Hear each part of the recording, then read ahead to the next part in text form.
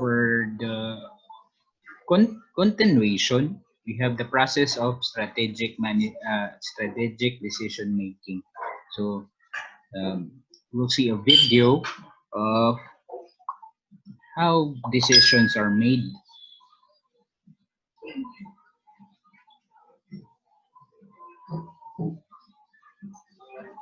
There are lots of ways to make a decision. You could flip a coin. You could follow your heart. Or you could just make a choice at random and hope for the best. That's probably okay for small decisions, but what about more important ones? It's better to think carefully about your options and consider the many paths you could take. With the right tools, you can learn to do this objectively, so you can make decisions that you feel good about. Here are some strategies that can help.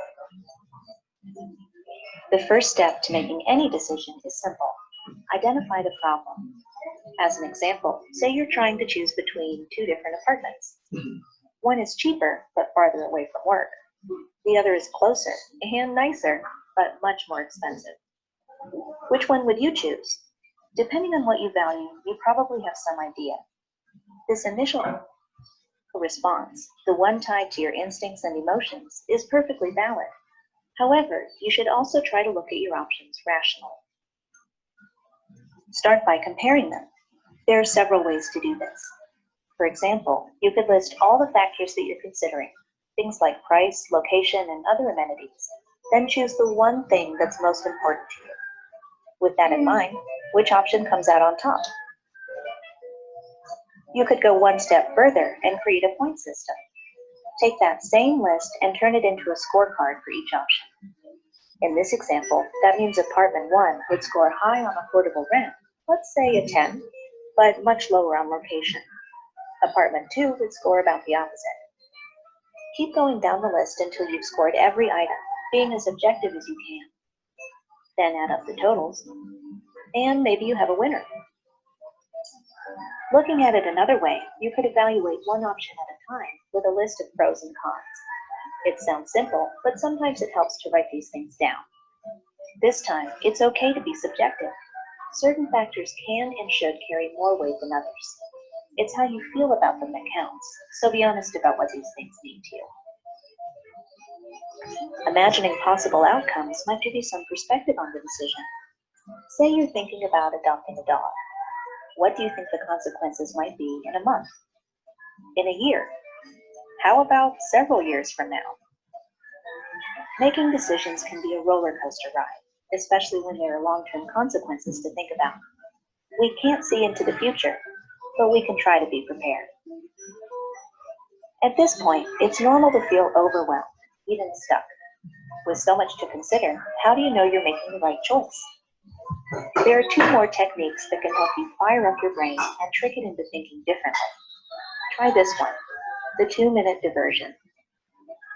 Distract yourself with a 2-minute activity that you find moderately difficult. Maybe you like playing mobile games or solving math problems for fun, whatever works for you.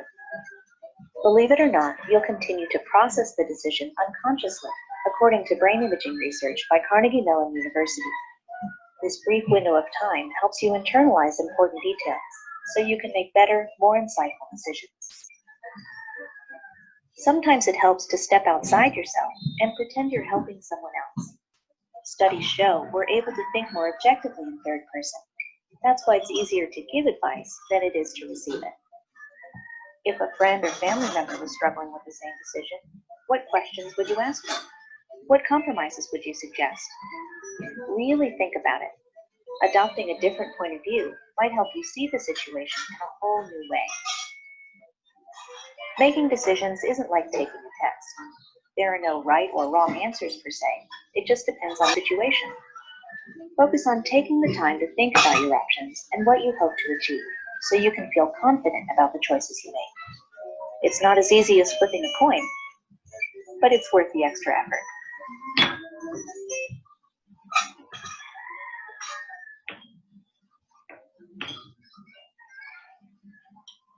So, sa video na to ang watch, na-summarize ato ang 5 steps: problem awareness, problem diagnosis, development of solutions, selection, and lastly, the implementation. So problem awareness is stage where you identify the problem. So katong sa atong example video, ang problem niya dito is having a apartment mo to iyang problem.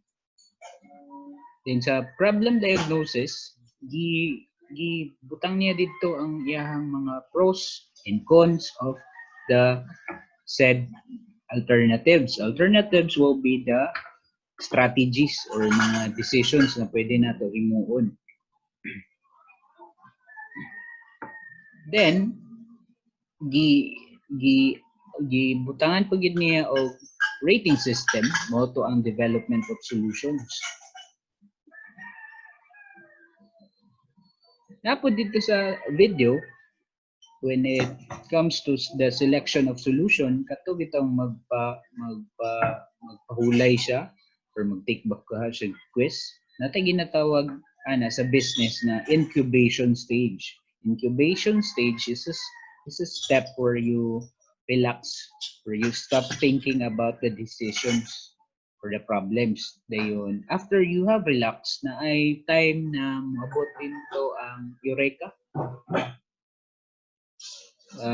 Eureka means the idea na maka-decide ka. Like in your English 101, diba mag-write English 101 ba na? Or katong writing bitaw ninyo na English, di ba na may stage when you write na after maka-finish ka og draft, papahulayon nimo siya for a day, then balikan nimo to see kung na ba kay problems or sa imong writing para ma-fresh imong una-una. Dire pod sa kay Subba natay tulo ka selection process. Dili po siya tulo, or it is called the types of decisions. So it is coined by David Erickson. So sa selection process na siya sporadic process, fluid process, and constricted process. So when we say sporadic, ang decision making kay daghag delays. Daghag delays sa implementation, meaning daghag mo see over the decision. Daghan kayo mangutana unsa na siya. Daghag agian ang process in making decisions. So it is common in strategies made by the government. So pag government mong daghag agian, daghag agencies mapadtuan, and daghan pag mo see through or mo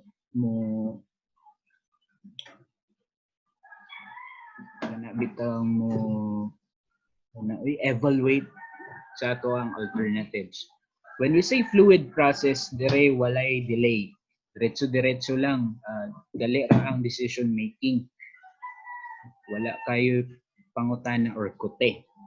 When we say constricted process, kani siya kay a strategy or a decision is made by a single department, pero wala kabalo ang tibuok organization. So ang decision made is from a single department. Kung may problem sila ra po'y makabalo. Kasagaran po ni siya when we have chief executive officer na medyo demanding, dili takabalo sa iyang mga decisions, or if mag-make siya decisions, dili niya ibalo sa firm. Siyempre, sa to ang decision making process will be